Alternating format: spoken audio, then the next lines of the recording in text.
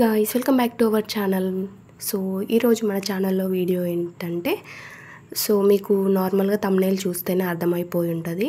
Stove పైన ఉన్న బర్నర్స్ని ఎలా క్లీన్ చేసుకోవాలి, ఈజీ మెథడ్లో ఎలా క్లీన్ చేసుకోవాలనేది మీకు ఈరోజు చూపిస్తాను.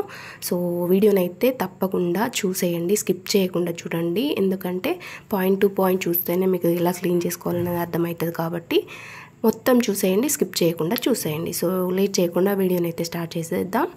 ఫస్ట్ ఒక గిన్నె తీసుకొని అందులోకి 2 బర్నర్స్ మురిగేంత వరకు వాటర్ని యాడ్ చేసుకోవాలి. ఇక్కడ హాట్ వాటర్ని తీసుకోవాలండి. సో హాట్ వాటర్ని తీసుకున్న తర్వాత అందులోకి 2 బర్నర్స్ని ఈ విధంగా యాడ్ చేసుకోవాలి. ఇవి 2 హాట్ వాటర్లో వేసుకున్న తర్వాత ఇందులోకి 2 టీ స్పూన్ల సోడా, బేకింగ్ సోడాని యాడ్ చేసుకోవాలి. సో తర్వాత ఒక పెద్ద నిమ్మకాయని ఈ విధంగా స్క్వీజ్ చేసుకోవాలన్నమాట. సో ఈ టిప్స్ అయితే నేను నార్మల్గా యూట్యూబ్లో చూసి ట్రై చేశానండి. సో నాకు ఇది హిట్ అయిందా ఫ్లాప్ అయిందా అనేది మీరు చూసేయండి. సో ఫైనల్గా అయితే ఇలా మొత్తం నిమ్మకాయనంతా స్క్వీజ్ చేసుకున్న తర్వాత ఏమంటారు వేస్ట్ పార్ట్ ఉంటుంది కదా, అది కూడా వాటర్లోనే వేసేయాలన్నమాట. సో ఇలా వేసుకున్న తర్వాత ఒక 2 గంటల పాటు బాగా నానబెట్టుకోవాలి. 2 గంటల తర్వాత ఇలా తీసి చూస్తేనైతే నాకేం చేంజెస్ అయితే కనిపించలేదు. సో సర్లే స్క్రబ్ చేద్దాము, స్క్రబ్ చేస్తే ఏమైనా డిఫరెన్సెస్ ఏమైనా కనిపిస్తుందేమో అనేసి చూశాను. బట్ నాకైతే అంతగా ఏం చేంజెస్ లేదండి. నేను ఎలాగైతే వాటర్లో బర్నర్స్ని వేసానో అలాగే కనిపించింది. యాక్చువల్గా ఇది నార్మల్గా వేరే వాళ్ళు చేశారు. వాళ్ళు చేస్తే ఇది 90 lakhs సంథింగ్ అన్ని వ్యూస్ వచ్చాయి. సో ట్రై చేద్దాము అన్నట్టుగా నేను ట్రై చేశాను. బట్ ఇది అట్టర్ ఫ్లాప్ అయిందని చెప్పొచ్చు. సో మీకు కూడా అర్థమవుతుంది చూడండి వీడియోలో. అస్సలు ఎలా ఉన్నాయో బర్నర్స్ అలానే ఉన్నాయి. నార్మల్గా స్క్రబ్ చేస్తే కూడా కొంచెం పోతుందేమో, అలానే పోయింది ఇందులో కూడా. సో ఫైనల్గా ఏదైతే అట్టర్ ఫ్లాప్ అయిపోయింది. తర్వాత ఇంకొక టిప్ చూశాను, అది కూడా షేర్ చేశాను మీకు. పితాంబరి అని మనకు షాప్స్లో దొరుకుతుందండి. మనం పూజా సామాన్ని కూడా దీంతో క్లీన్ చేసుకుంటాం కదా, రాగి, ఇత్తడి అట్లాంటివి. సో అది ఒక టేబుల్ స్పూన్ తీసుకొని స్టీల్ స్క్రబ్బర్ ఉంటుంది కదా, దానికి కొంచెం అప్లై చేసుకొని ఇలా రబ్ చేశాను. సో ఇది కూడా నాకు అస్సలు వర్కౌట్ అవ్వలేదండి. ఎందుకంటే చాలా ప్రెషర్ పెట్టి ఎంత స్క్రబ్ చేసినా కూడా అసలు ఏం చేంజెస్ లేకుండే. ఇది కూడా నేను యూట్యూబ్లో చూసిన టిప్పే, దానికి కూడా చాలా వ్యూస్ వచ్చాయి. బట్ ఎలాంటి చేంజెస్ లేవు, మీకు కనిపిస్తున్నాయి అనుకుంటా. చూడండి వీడియోలో ఎలా పెట్టానో అలానే ఉన్నాయి బర్నర్స్. సో తర్వాత ఇదంతా కాదని నాకు తెలిసిన టిప్ నేను అయితే యూజ్ చేశాను ఇక్కడ.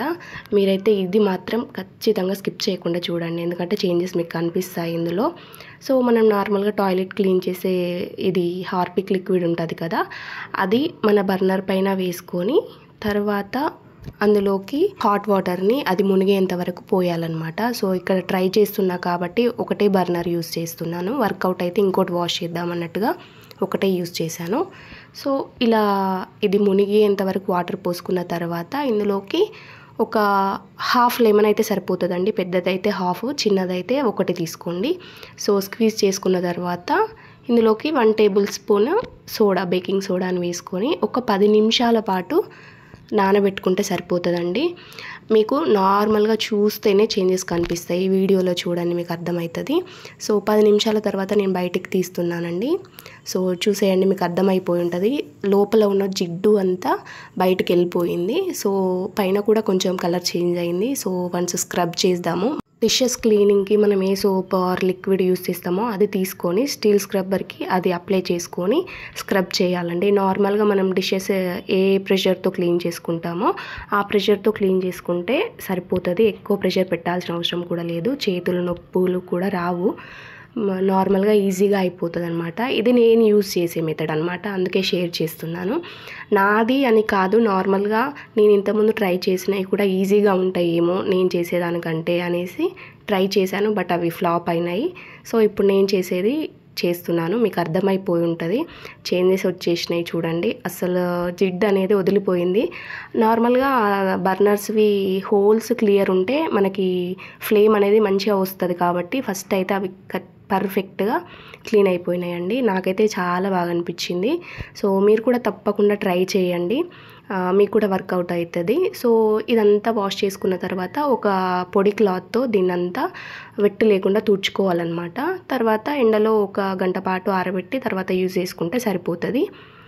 సో ఇది అండి ఈరోజు మన కిచెన్ టిప్. ఇది అందరు ఉమెన్స్కి యూజ్ అవుతుంది. తప్పకుండా ట్రై చేయండి. మీకు ఎలా వచ్చిందో మన కామెంట్ సెక్షన్లో కామెంట్ చేయండి. మన ఛానల్ని అయితే సబ్స్క్రైబ్ చేసుకోండి, సపోర్ట్ చేయండి. ఈ వీడియోని అయితే లైక్ చేయడం మర్చిపోకండి. Thanks for watching.